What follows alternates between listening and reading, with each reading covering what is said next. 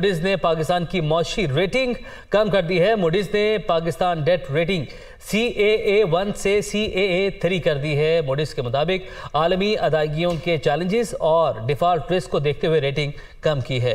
आज पाकिस्तान को कैसे डाउनग्रेड की गई है? पाकिस्तान की रेटिंग वो हो गई है CAA3 और इसमें ये बताया गया है कि बहुत खतरा है डिफॉल्ट का भी और काफी कुछ तशवीशनाक सूरत हाल है।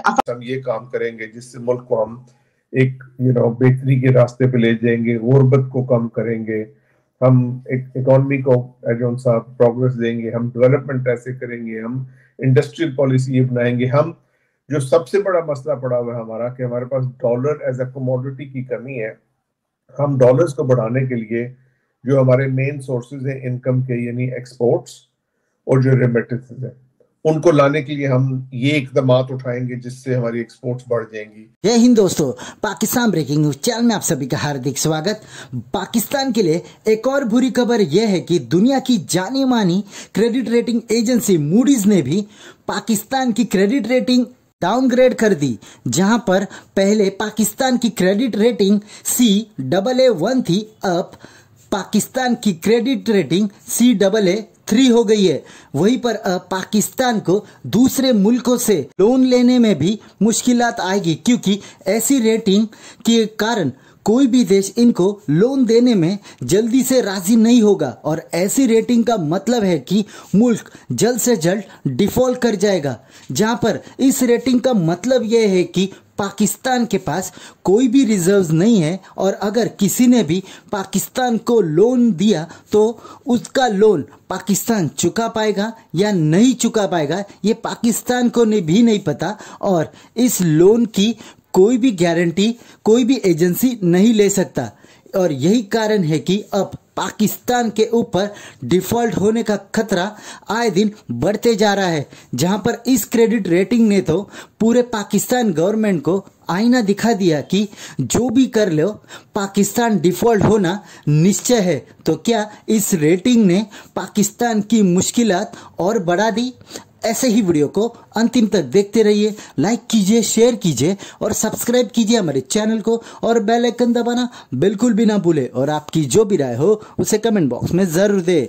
धन्यवाद जी। मैंने इत्तेफाक से अभी देखी है और देखिए ये कोई सरप्राइज नहीं है, ना शॉकिंग है। ब्लूमबर्ग जैसे पर्चे, फाइनेंशियल टाइम्स जैसे जितने भी ऐसे इंटरनेशनल पर्चे हैं, वॉल स्ट्रीट, ये बहुत अरसे से सेम बातें कर रहे हैं। आज ये है कि मूडीज ने आपको 3 टाइम मोर माइनस कर दिया कंटिन्यू। अच्छा, मुझे तो हंसी आती है अब कि हम कितने बेखबर हैं कि जब सेकंड टाइम अभी कोई मंथ अगो मेरे ख्याल में मूडीज ने माइनस किया तो इशाक डाल कर रहे थे कि ये तो इनकी बड़ी अजीब हरकत है, इन्हें हमसे पहले बात करनी चाहिए थी, जब उनका दिमाग कुछ ज्यादा ही खराब था।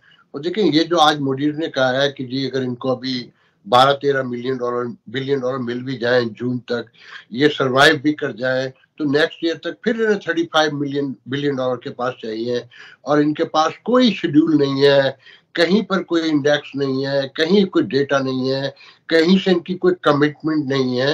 तो डिफॉल्ट का खतरा गुज़िश्ता 4 मार्च से जब से सागदार आए हैं, जो मुझे याद पड़ता है मुफ्ता जब थे एंड था तो उस वक्त तक चीजें लगता था कि सही पॉजिटिव डायरेक्शन में जा रही है, मगर इनके आने के बाद तो मुसलसल ही फोरकास्ट की जाती रही है। ये बिल्कुल भी नई नहीं है, हम लोग नहीं समझ पा रहे हैं, दुनिया हमें बहुत दिनों से बता रही है। अच्छा फिर देखें ना, आपकी सिचुएशन ये है कि आपके कंटेनर, आज सुप्रीम कोर्ट ने भी कहा कि सिचुएशन तो आपकी ये है कि आपके पास ज़र मुबादला के ज़खायर ही नहीं है, कोई पैसे ही नहीं है, कंटेनर 10,000 के करीब पड़े हुए हैं, आप अभी तक नहीं छुड़ा सके हैं और चीजें भी खराब हो रही हैं, रोज महंगाई बढ़ रही है तेजी से और IMF आपको रोज एक नई शर्त दे देता है। इसलिए दे देता है कि आपके इकोनॉमी का जो सिस्टम है, जो मैनेजमेंट है, वो ना होने के बराबर है। देखें कितनी शर्मिंदगी की बात है कि IMF आपको बताता है कि आपके यहाँ 2 दर्जन सिगरेट की इतनी बड़ी बड़ी कंपनियां हैं जो 80 अरब रुपए का टैक्स खा जाती है और जो किसी सिस्टम में नहीं है। और दिलचस्प बात यह है कि ये आम आदमी के लिए हैरानकुन बात थी, आप जैसे मुझ जैसों के लिए नहीं, कि ये सारे जो ये सिगरेट माफिया है, ये एस्टेब्लिशमेंट की भी दोस्त है, ये पॉलिटिकल एस्टेब्लिशमेंट जिसे कहते हैं माफिया कहते हैं उनकी भी दोस्त है। आप वो सेनेट के आखिरी वो निकाल के देख लें जो टिकट दिए गए हैं, खान साहब ने 2 तो मुझे कंफर्म याद है कि सिगरेट माफिया को दिए थे अरबों रुपए लेके। वो नवाज शरीफ के भी दोस्त हैं, वो जरदारी के भी दोस्त हैं। तो जनाब आपका तो पूरा सिस्टम करप्ट है ना मुकम्मल तौर पे। अगर आप क्लैप्स नहीं होते हैं तो ये मुआवजा होगा, अगर आप क्लैप्स हो जाते हैं तो ये कोई मुआवजा नहीं होगा, ये कोई शॉकिंग या सरप्राइज नहीं होगा। मैं तो कहता हूं कि आम आदमी को पता नहीं कैसे शऊर आएगा। आप जैसे लोग रोज बता रहे हैं, हम बता रहे हैं, मगर आपका इलेक्ट्रॉनिक मीडिया या प्रिंट मीडिया नहीं बताता, क्योंकि वो बता नहीं सकता, उस पर कदगने हैं, उसको थ्रेट है, तो वो मजबूर है बेचारा, वो जितना बता सकता है वो आपको बता देता है। अब ये पाकिस्तान भी मिट्टी में मिल जाएगा, क्योंकि क्रेडिट रेटिंग घटने का मतलब ये है कि पाकिस्तान को नया कर्ज मिलने में अब बहुत ज्यादा परेशानी होगी। और पाकिस्तान की ताजा क्रेडिट रैंकिंग बीते 3 दशकों में इस वक्त सबसे ज्यादा गिरी हुई बताई जा रही है। ये तो खैर उनके रेपुटेशन पे रिफ्लेक्ट करता है, लेकिन आप मुझे बता दीजिए कि कोई एक प्रोग्राम भी नजर आया हो, कोई एक तजवीज नजर आई हो, कोई एक comprehensive step by step 4, 5, 6 step हम लेंगे जिसके बाद हम चलो स्टेबलाइज करेंगे, स्टेबलाइज करने के बाद 1, 2, 3, 4, 5, 6 हम ये काम करेंगे जिससे मुल्क को हम एक बेहतरी के रास्ते पे ले जाएंगे, गुर्बत को कम करेंगे, हम एक इकोनॉमी को जो सा प्रोग्रेस देंगे, हम डेवलपमेंट ऐसे करेंगे, हम इंडस्ट्रियल पॉलिसी ये बनाएंगे। हम जो सबसे बड़ा मसला पड़ा हुआ है हमारा कि हमारे पास डॉलर एज अ कमोडिटी की कमी है। हम डॉलर्स को बढ़ाने के लिए जो हमारे मेन सोर्सेज हैं इनकम के, यानी एक्सपोर्ट्स और जो रेमिटेंसेस हैं, उनको लाने के लिए हम ये इकदाम उठाएंगे जिससे हमारी एक्सपोर्ट्स बढ़ जाएंगी।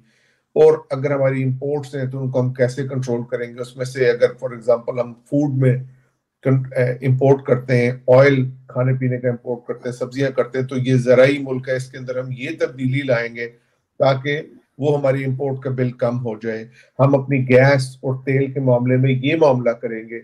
हम बजाय इसके कि हम सऊदी अरब पे और अमेरिका के नेक्सस पे डिपेंड करें, हम इंडिपेंडेंटली जाके ईरान से मुआहदा करेंगे, वहां से सस्ता तेल उठाएंगे, क्योंकि ये हमारा जो सा हमारे मुल्क के लिए मुफाद में है। यानी उसके साथ इन सारे डिसीजंस के साथ जो जियोपॉलिटिकल सिचुएशन को मद्देनजर रखते हुए जो इंसान को फॉरेन पॉलिसी बनानी चाहिए, जो डोमेस्टिक पॉलिसी बनानी चाहिए, जो आपको एग्रीकल्चर पॉलिसी बनानी चाहिए, जिस तरह के कौम इंतशार में मुब्तला है, उसके बारे में कोई भी ऐसे इकदाम आपको नजर आए होंगे? नहीं, कुछ भी नजर नहीं आए।